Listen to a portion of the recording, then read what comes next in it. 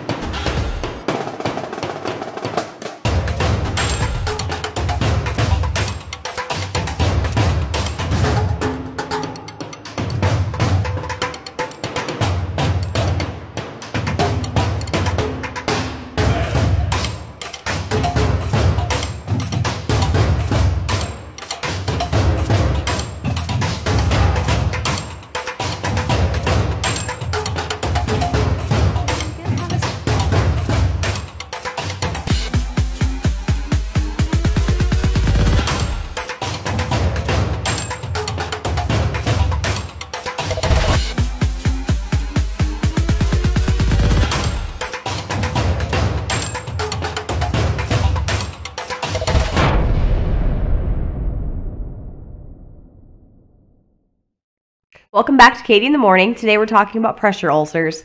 One of the best times that you can spot and kind of check over your residents is during those bathing times, your showers, your bed baths, and your showers. Your showers, your bed baths, and your whirlpools. Let me correct. I'm a little off. It's Monday. It's too early for this. So when you're bathing your residents and you are like doing them head to toe, that's the best time for you to check for those reddening areas. That would be stage 1 of your pressure ulcers. The warm areas, any reddening, when you're pressing on the skin and you let go and the color does not change, that is your pressure ulcer. That's stage 1. That is the best time to report it to your nurse. Make sure that you're documenting that you did report it, and give it into report into the next shift. You know, I noticed this on Mrs. Jones. I reported it to the nurse, but if you could follow up with your nurse, that would be great. Treatment for that is very superficial. It's just keeping the pressure off of that area, constantly repositioning that resident. For your bedbound residents, think outside the box when it comes to repositioning.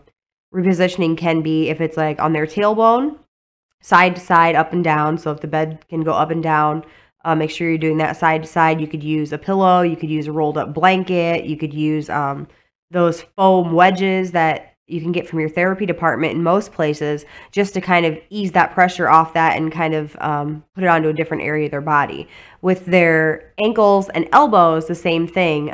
There's something called floating that body part, so that if that person's pressure ulcer is at the end of their elbow, you put the pillow under here so that there's nothing touching that, nothing rubbing it. The same way with the ankles.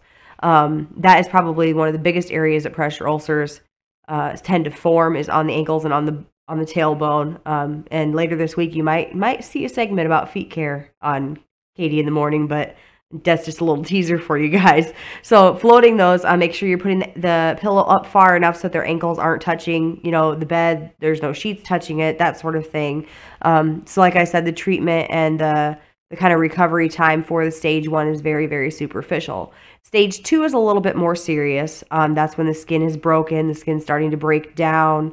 You start to get like that oozy kind of looking texture to it. There may even be some drainage to it. This is after the skin started to break down. This is the more serious stage. This is where it can easily be flipped back to stage 1, or it can increase to a stage 3 ulcer. This is where your treatments are going to start coming in, your skin creams, covering it with bandaging gauze. That would be the wound treatment nurse who would assess that and see what kind, or even the doctor can assess it and see what kind of treatment that is going to need.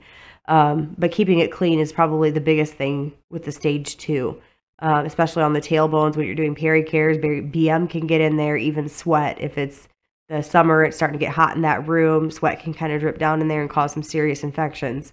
And which can lead into the stage 3 pressure ulcer. And this is probably the worst one out there. I've seen so many residents in my 15 years with stage 3 pressure ulcers, to the point where when you rolled them over, you could see their tailbone. If it was on there, you could see their tailbone through the ulcer.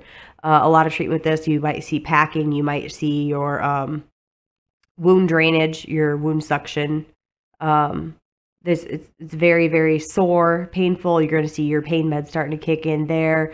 And just kind of the bottom line is, it is so much easier to prevent something from happening than it is to treat something after it happened. So CNAs are the biggest player in this game, keeping your eyes and ears open. If they're expressing any pain in areas, make sure that you're reporting it to your nurses, and constantly repositioning. A reposition doesn't have to be in bed. You could reposition somebody by putting them from their wheelchair to their recliner. You can reposition them from a laying position to a seated position. You can reposition them from a chair to an activities chair, as long as they're getting up and having that kind of airflow and that circulation back into different parts of their body. That's repositioning. So I guess I'm going to let you guys go for today with those thoughts in mind. Keep rocking it, and just keep giving these residents the best care that they could possibly have in long-term care setting, assisted living, hospital, hospice. You guys rock, and I will see you right back here tomorrow for Katie in the Morning.